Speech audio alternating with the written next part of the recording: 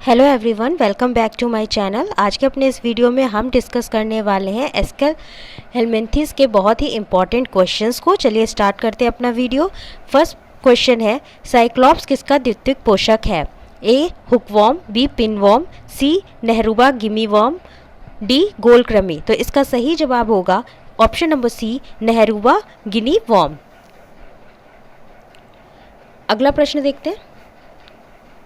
नर एरिकस मादा एरिकस से भिन्न होता है क्योंकि इसमें होती है male Ascaris differs from female Ascaris in having a lips, b amphids, c penial spicules, d पूंछ। तो इसका सही जवाब होगा option number c, penial spicules. ठीक है, जो नर एस्केरिस और मादा एस्केरिस होती है उनमें बहुत ज़्यादा डिफरेंस होता है। डिफरेंस क्या होता है? जो नर होता है, मेल होता है, उसकी मोटाई कम होती है और उसकी जो पूंछ होती है वो मुड़ी हुई होती है। ठीक है, जो मेल होगा उसकी जो टेल है वो मुड़ी हुई होगी, जबकि मादा की टेल जो होती है वो बिल्कुल सीधी होती है। नर में क्लोएका से दो सुई जैसी संरचनाएं निकलती हैं जिन्हें पीनियल स्पिक्यूल या कपिलेटरी सीटी कहते हैं, और ये किस में हेल्प करते हैं? जो पीनियल स्पिक्यूल होते हैं ये कॉपुलेशन में हेल्प करते हैं। तो ये बात आप याद रखिएगा। अगली प्रश्न देखते हैं।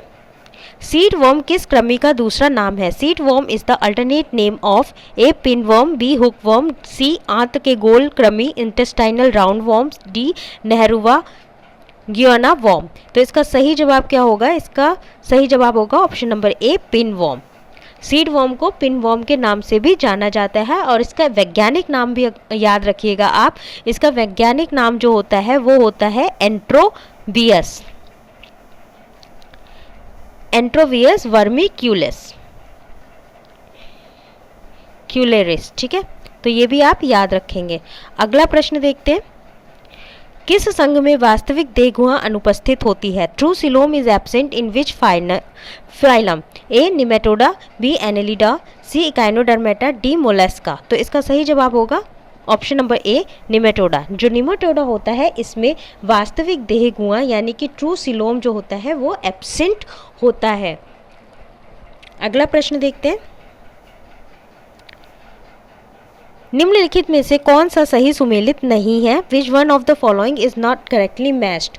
ए अखंडीय कूट प्रगुहिक प्राणी निमेटोडा, अखंडीय अप्रगुहिक प्राणी प्लेटीहेलमिंथेस, सी विखंडी प्रगुहिक प्राणी एनेलिडा, डी विखंडी रक्तगुहिक प्राणी Mollusca. The right answer of this question is option number a, अखंडीय कूट गुहिक प्राणी Nematoda, unsegmented pseudocoelomate animal Nematoda. शरीर की दीवार एवं आहार नली के मध्य पाई जाने वाली गुहा जो किसी उत्तक से घिरी हुई होती है उसे सीडोसिलोम कहते हैं, और निमेटोड संघ के सदस्यों में अखंडित सीडोसिलोम यानी कि अनसेगमेंटेड सीडोसिलोम पाया जाता है। अगला प्रश्न देखते हैं। मिथ्या देह गुहा सीडोसिलोम वह अवस्था है जब pseudocoelom is the condition when a देहगुहा नहीं होती है, there is no coelomic cavity, b देहगुहा मध्य स्तर से आच्छादित होती है, coelomic cavity is lined by mesoderm, c देहगुहा मध्य स्तर से आच्छादित नहीं होती है, coelomic cavity is not lined by mesoderm, d देहगुहा पेशियों से भरी होती है, coelomic cavity is filled with muscles. तो इसका सही जवाब होगा ऑप्शन नंबर सी, देहगुहा मध्य स्तर से आच्छादित नहीं होती है। अगला प्रश्न देखते हैं। रेविडी फॉर्म लार्वा किसके चक्र में बनता है? Rhabditiform larva occurs in the life cycle of a यकृत कृमि लिवर फ्लूक, बी गोल कृमि एस्केरिस, डी फीता कृमि टेप वॉर्म, डी प्लेनेरिया। तो इसका सही जवाब होगा ऑप्शन नंबर बी, गोल कृमि यानी कि एस्केरिस। नेक्स्ट क्वेश्चन देखते हैं। बुशरेरिया के द्वारा फाइलेरिसिस जिस कारण से होता है वह है? Wuchereria causes filariasis as a result of a लसिका ग्रंथियों में अवरोध, block in lymph glands, b रक्त कोशिकाओं में अवरोध, block in blood capillary, c शिराओं में अवरोध, block in the veins, d धमनियों में अवरोध, ब्लॉक इन द आर्टरीज। तो इसका सही जवाब होगा ऑप्शन नंबर ए, लसिका ग्रंथियों में अवरोध, block in lymph grades. Question number 9 देखते हैं। हाथी पांव नामक रोग का वाहक है? Vector of elephantiasis disease is a Culex मच्छर, बी मादा एनोफिलीज मच्छर, सी संक्रमित क्यूलेक्स मच्छर, डी उपयुक्त में से कोई नहीं। तो इसका सही जवाब होगा ऑप्शन नंबर सी, संक्रमित क्यूलेक्स मच्छर यानी कि इन्फेक्टेड क्यूलेक्स मॉस्किटो। अगला प्रश्न देखते हैं। हाथी पांव अथवा फाइलेरिया का रोग स्थानांतरित होता है। एलिफेंटाइसिस और filariasis disease is transmitted by a घरेलू मक्खी द्वारा, बी मच्छर द्वारा, सी खटमल द्वारा, डी फ्रूट मक्खी द्वारा। तो इसका सही जवाब होगा ऑप्शन नंबर बी, मच्छर द्वारा। अगला प्रश्न, बुशरेरिया उत्पन्न करता है। बुशरेरिया कॉजेज ए पेचिस, डिसेंट्री, बी सिरदर्द हेडेक, सी पीलिया जॉन्डिस, डी हाथी पांव एलिफेंटाइसिस। तो इसका करेक्ट आंसर होगा ऑप्शन नंबर डी, हाथी पांव एलिफेंटाइसिस। क्वेश्चन नंबर 12 देखते हैं। गोल कृमि निमेटोडा के कारण कौन सा रोग होता है? Which disease is caused by Nematoda? A leprosy, b filariasis, c amoebiasis, d poliomyelitis. तो इसका सही जवाब होगा option number b, filariasis. Filariasis नामक रोग जो है वो बुशरेरिया द्वारा उत्पन्न होता है और ये एस्केलेनमेंथिस या निमेटोड संघ का जंतु है। इस रोग के परजीवी का वाहक, इसका वाहक कौन होता है? मादा क्यूलेक्स मच्छर होता है। अगला प्रश्न देखते हैं। बुशरेरिया बैंक्राफ्टी का लार्वा है। Larva of Wuchereria bancrofti is a microfilaria larva, b trochophore larva, c bipinnaria larva, d cercaria larva. तो इसका सही जवाब होगा option number a, microfilaria larva. 14th question, जरायुजी प्रायः मिलता है। विविपेरिटी जनरली अकर्स इन ए बुशरेरिया में, डी एनकाइलोस्टोमा में, डी एंट्रोवियस में, डी ट्राइकोरिसिस में। तो इसका सही जवाब होगा ऑप्शन नंबर ए, इसका सही जवाब होगा ऑप्शन नंबर ए, बुशरेरिया में। फाइलेरिया वर्म या ब्यूचेरिया ये क्या होता है? ये एक राउंड वर्म है क्योंकि इसमें अल्प विकसित शिशु यानी जुवेनाइल्स का जन्म देता है। अगला प्रश्न देखते हैं।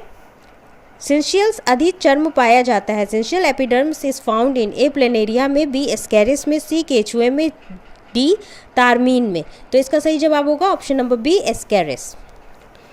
16th क्वेश्चन देखते हैं। लैंगिक द्विरूपता पाई जाती है। Sexual dimorphism is found in A Hydra में, बी केंचुआ में, सी एस्केरिस में, डी आंत्रकृमि में। The right answer is option number C, Ascaris में।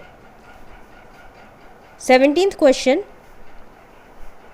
लैंगिक द्विरूपता स्पष्ट रूप से दिखाई देती है। Sexual dimorphism clearly seen in a केचुआ में, बी जोंक में, सी एस्केरिस में, डी टीनिया में। तो इसका सही जवाब होगा ऑप्शन नंबर सी, एस्केरिस में।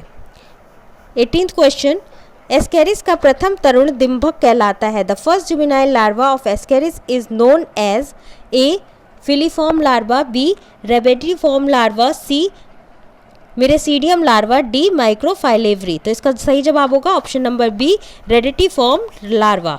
एस्केरिस के पूरे जीवन चक्र में क्या होता है? 4 तरुण डिंभक यानी कि जुवेनाइल लार्वा की अवस्थाएं होती हैं और ये 4 बार मोल्ट करता है। तो इसकी जो 4 अवस्थाएं होती है उनका नाम आप जान लीजिए। पहली जो होती है वो होती है फर्स्ट स्टेज जुवेनाइल। ठीक है, पहली कौन सी होती है? फर्स्ट स्टेज जुवेनाइल होती है। सेकेंड स्टेज जुवेनाइल होगी।